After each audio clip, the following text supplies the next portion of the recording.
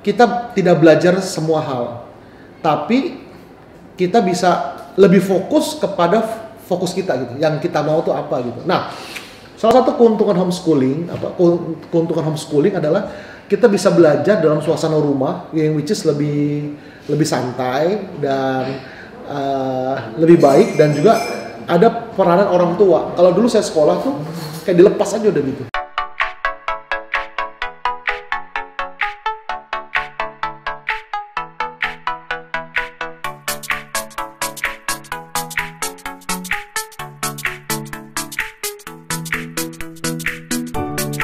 Halo, selamat datang kembali di channel Little Be Right Scientist. Kali ini bersama saya, hostnya Peter Darmawan, dan kita ada tamu spesial kali ini bersama dengan Pak Leo. Ya, Pak Leo, saya mau tanya nih, jadi ya, saya kan lihat selama ini Pak Leo nih cukup salah satu jadi panutan juga nih. Saya lihat leadernya sebagai leadership, oke banget leadernya gitu. Sebenarnya saya pengen tanya nih, dulu ketika masih sekolah, sebenarnya kepikiran nggak sih untuk jadi seperti yang saat ini? Waduh, saya dulu waktu sekolah bermimpi aja enggak, karena saya sekolahnya bodoh luar biasa. Saya tuh bukan lulus ya, kalau sekolah kan lulus ya, kalau saya lolos. Ada beda tuh antara lulus dengan lolos. Kenapa saya sekolahnya bodoh? Karena saya nggak punya cita-cita. Kenapa saya nggak punya cita-cita? Karena somehow saya yakin kalau saya nggak bisa kuliah, dan nggak bisa kuliah berarti nggak bisa meraih cita-cita lah. Jadi kakak saya salesman, nomor 1, nomor 2 salesman, nomor 3 salesman. Lah saya jadi apa? Nggak mungkin cita-cita jadi dokter, pasti salesman. Nah, menurut saya salesman nggak mungkin bisa, nggak juga harus kuliah. Jadi ya udahlah, yang penting hubungan interpersonal aja lah gitu. Itu makanya buat saya malas belajar karena udah frustasi duluan gitu. Gitu. Terus titik baliknya bagaimana tuh dari yang tadinya mungkin istilahnya punya cita-cita sampai tiba-tiba terjadi breakthrough sampai akhirnya bisa jadi seperti sekarang ini? Iya. Jadi breakthrough itu gini, saya tadi kan lolos kan, lolos SMA tuh, lolos SMA itu saya lulus, lalu somehow saya bisa kuliah dengan harga yang murah waktu itu. Ada kakak saya biayain. Nah, waktu saya kuliah itu di bidang saya itu saya kuliah, di situ breakthrough saya. Di situ saya mulai berpikir, ternyata gue nggak bodoh-bodoh amat ya ternyata ya.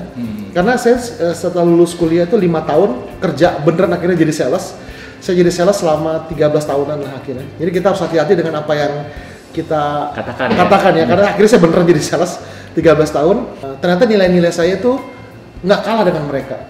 Walaupun nggak pinter-pinter amat lah, tapi nilainya saya, IPK saya 3 lebih sedikit lah. Terus ke kuliah setahun setelah menikah, terus punya anak. Nah, punya anak, menikah pasti di rumah nggak bisa belajar. Nah, apa yang saya lakukan? Jadi saya kemana-mana kerja jadi sales tuh bawa buku. Jadi kalau saya ke toko gitu nawarin barang, orangnya bilang, "Entar ya Leo, ada tamu," gitu ya. Nah, saya biasa ke gudang mereka atau ke pojokan, saya buka buku belajar. Saya sampai kuliah sore, sampai di kampus lebih cepat dari kalau saya kerja pagi, saya kebut, kerja saya selesai sore kurang lebih sebelum 1 jam, setengah jam sebelum kuliah, saya ke perpustakaan, saya baca buku. Kadang-kadang di perpustakaan saya sampai ketiduran saking capeknya. Tapi itu saya lakukan hampir setiap hari gitu. Jadi di situ saya baru tahu bahwa ternyata gue nggak bodoh-bodoh amat ya. Jadi selama ini tuh saya dibodohi oleh asumsi salah, bahwa saya nggak bisa berhasil, saya nggak bisa sukses, saya nggak bisa meraih cita-cita apa-apa gitu. Nah, di situ itu awal breakthrough saya tuh gitu. Kalau untuk pendidikan sendiri, menurut Pak Leo nih, zaman dulu Pak Leo sekolah dengan zaman sekarang mungkin anaknya, ada beda nggak sih sebenarnya pendidikan zaman sekarang? Sangat jauh berbeda ya. Berbeda gini. Menurut saya sekarang pendidikan sekarang tuh tambah modern menurut saya. Kalau dulu kan gini, dulu tuh saya ujian SD lah contohnya, SD itu hafalan sifatnya. Jadi setiap hari Sabtu tuh saya ada les sama guru ya. Dulu bayar uang les sama guru tuh setiap kali ketemu tuh hanya 200 rupiah dulu. Jadi hari Senin langsung ulangan. Nah, dia kasih soal tuh di hari Sabtu itu soalan untuk dihafal. Nama Presiden Indonesia pertama gitu. 10 persoalan 10 itu tuh hafalan semua. Jadi sifatnya hafalan. Saya ingat dulu guru saya bilang gini ya. Kan lawan kata, dia bilang, lawan kata. Ini guru SD dulu, lawan kata. Lawan katanya pahit, manis, ya kan? Gelap ya terang. Sampai akhirnya lawan katanya putih itu apa? Kita semua bilang hitam. Pasti dong. Ternyata disalahin sama guru SD saya. Dia bilang lawannya putih itu abu-abu. Kenapa gitu? Lihat tuh anak-anak SMA. pulang sekolah cantik-cantik kan seragamnya putih abu-abu gitu SMA kan. Oh iya berarti putih abu-abu ya. Gitu. Kita terima aja padahal secara umum berlaku lawannya putih adalah hitam. Itu hafalan. Nah, kalau anak sekarang tuh enggak. Saya lihat karena anak saya di satu sekolah dia belajar, dia diizinkan untuk mengembangkan pola pikirnya dia gitu. Jadi dia jawaban-jawaban dia itu jawaban-jawaban hasil dia berpikir. Dan saya juga sekarang jadi dosen by the way secara ajaib jadi dosen. Sarjana pertama, saya juga master pertama dan juga dokter sedang belum kuliah dari anak yang by the way lolos sekolah sampai menjenjang pendidikan dokter tapi belum selesai. Saya juga memberi soal kepada anak-anak sekarang mahasiswa itu bukan yang sifatnya hafalan, tapi saya berikan soal-soal yang buat mereka berpikir dan itu rupanya membebaskan jiwa mereka dari yang manut-manut sampai akhirnya mereka bisa berpikir kreatif. Nah, anak sekarang tuh bisa berpikir kreatif dan kritis. Itu sangat penting sekali untuk bisa menginovasi banyak hal gitu. Bukan cuma di nurture ini ya gitu. Jadi imajinasi mereka lebih bermain. Nah itu menurut saya lebih oke sih. Iya, soal kreatif nih, bagaimana tanggapan Pak Leo dengan homeschooling sebagai alternatif pendidikan saat ini yang mungkin secara jumlah pelajaran dan mata pelajaran tidak terlalu padat seperti sekolah reguler? Ya, saya berpikir gini, memang salah satu dulu kesulitan saya kan tahu saya bakal jadi sales ya. Buat apa ya saya belajar matematika yang rumit-rumit ya? Sebenarnya nggak ada gunanya tuh untuk saya, itu anggapan saya waktu itu. Dan ada begitu banyak pelajaran yang sebenarnya belum tentu berguna untuk mereka dengan bidang yang mereka pilih gitu. Jadi kita tidak belajar semua hal, tapi kita bisa lebih fokus kepada fokus kita gitu. Yang kita mau tuh apa gitu. Nah, salah satu keuntungan homeschooling adalah kita bisa belajar dalam suasana rumah yang which is lebih santai dan lebih baik dan juga ada peranan orang tua. Kalau dulu saya sekolah tuh kayak dilepas aja udah gitu. Saya pernah bodoh kan matematika bodoh sekali. Saya tanya ke koko saya, "Kok, ini matematika gimana kok?" Waduh, koko sumpah Leo nggak mau bisa matematika, dia bilang gitu. Rupanya dia juga jelek matematikanya.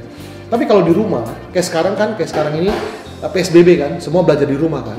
Mau nggak mau orang tuanya jadi guru juga untuk anaknya. Jadi si anak belajar dari orang tua gitu. Nah itu salah satu, jadi tercipta bonding. Itu salah satu keuntungan daripada homeschooling sebetulnya. Dan anak-anak bisa ada di rumah, orang tua mau nggak mau jadi guru buat muridnya, buat anaknya, dan tercipta juga hubungan yang kuat di situ. Dan orang tua bisa menitik beratkan kepada hal-hal tertentu yang menurut saya juga sangat penting banget gitu. Pak Leo terakhir mungkin bisa disampaikan ke pendengar teman-teman di sana mungkin yang ingin belajar leadership seperti Pak Leo gitu, mungkin ingin seperti jadi Pak Leo yang tadinya mungkin nggak punya cita-cita jadi punya cita-cita, mungkin ada pesan-pesan gitu dari Pak Leo. Ya, begini ya, saya cerita aja ya. Saya ada satu anak lah. Anak ini yang juga membuka pikiran saya. Dia anak yang keluarganya kurang mampu, tapi kemudian anak ini lulus SMA, dia bisa magang di satu bank swasta, 2 tahun dia magang, kemudian dia keluar dari bank itu karena sudah selesai kontraknya, dia diterima di bank swasta manapun karena udah barang jadi kan, lalu kemudian dia bisa cicil rumah, dan dia menikah, pestanya lumayan bagus. Dari hidupnya itu saya belajar bahwa saya tidak boleh menggantungkan dalam tanda kutip pengharapan saya sama kantong bapak saya, karena kantong bapak saya terbatas. Tapi harapkanlah kalau kita beragama ya sama Tuhan, sama iman kita, pengharapan kita, karena Tuhan bisa bawa kita ke tempat-tempat yang kita nggak pernah pikir, pintu yang sama tertutup bisa kebuka gitu. Jadi kenapa saya malas belajar? Karena saya berpikir saya pasti jadi sales. Saya lupa kalau ada hal lain sebenarnya, misalkan ya Tuhan lah, atau kehendak kita, niat keras kita, kalau belajar sungguh-sungguh bisa dapat beasiswa dan segala macam, itu terlupakan sama saya. Nah harusnya adalah kita jangan cepat pemikiran kita, jangan lalu putus pengharapan karena orang tua nggak punya biaya untuk menyekolahkan kita sekolah yang bagus, atau tidak bisa menguliahkan kita harus kerja dulu gitu. Jangan cepat gitu, ya udahlah gini aja, jangan. Ada begitu banyak pintu yang sebenarnya kalau kita gedor dia akan dibuka. Dengan apa? Dengan niatan dan semangat belajar, dengan otak yang pintar, dan karena kerja keras gitu bisa. Lalu yang kedua adalah gini, saya tidak secara khusus belajar leadership, cuman somehow saya di mana-mana jadi pemimpin gitu, diangkat jadi pemimpin, mungkin karena ya segala macam lah. Nah saya belajar dari mana? Saya belajar dari kehidupan. Saya belajar lihat orang, oh begitu ya, saya belajar dari kesalahan sendiri gitu kan. Oh kalau gini salah ya, saya harus begini ya ternyata ya gitu. Dari baca buku, dari nonton film, dari begitu banyak hal, resources yang di sekolah mungkin tidak diajarkan, tapi saya bisa belajar. Bahkan dari film pun saya bisa belajar. Nonton film nih, saya nonton film misalkan film bioskop ya, bukan cuma lihat ceritanya, oh bagus ya perang tembak-tembakan ya, tapi saya bisa belajar mendalami karakternya gitu. belajar karakter yang tidak egois, misalkan berani berkorban, kerja keras dan lain sebagainya. Itu film-film itu banyak membentuk saya gitu. Terutama film-film yang kisah nyata tentang olahraga. Itu kisah nyata itu banyak sekali. Saya belajar dari film-film itu karena saya kan waktu itu kan memang nggak bisa kuliah kan, mau nggak mau ya belajar dari begituan secara alam. Saya bilang di sosial media selalu gini, berusaha menjadi manusia pembelajar yang supaya suatu saat kelak layak menghadap sang Khalik gitu. Nah, saya banyak belajar, sampai sekarang masih belajar, terutama dari kesalahan sendiri. Oh iya, dulu saya begini ya. Saya pernah ngomong di depan orang agak-agak nyinggung orang. Karena itu kesombongan saya sebagai yang berbicara. Sebagai anak muda saya oposan, pengennya dobrak. Tahu saya mengucapkan kata-kata yang nggak pantas sebetulnya. Sekarang saya belajar, oh iya itu salah ya. Nah saya belajar tuh dari situ. Saya bilang work is in progress gitu. Jadi pekerjaan itu belum selesai, masih berkembang. Jadi kalau Anda kurang nyaman ya mohon maaf lah.